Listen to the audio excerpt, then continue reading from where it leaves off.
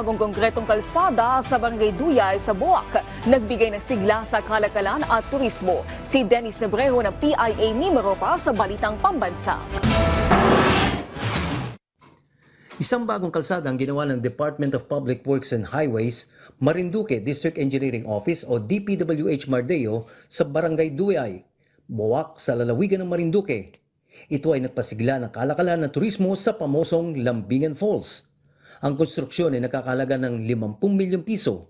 Ang kalsada ay may habang 1,400 linear meters by 0.23 meters na lapad at kapal na 1.50 metro.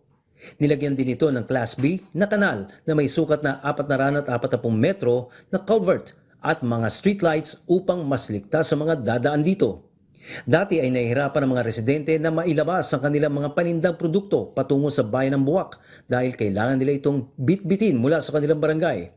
Ngayong simentado ng kalsada, sumigla ng mga tao at mga kalakal ay mabilis nang nailalako sa ibang bayan. Kasabay rin ito ang pagbuhay sa turismo na pinagkakakitaan lamang ng ilang residente roon.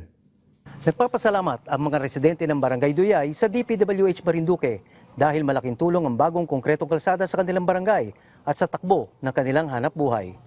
Mula sa Philippine Information Agency Mimaropa, Dennis Nebrejo para sa Balitang Pambansa.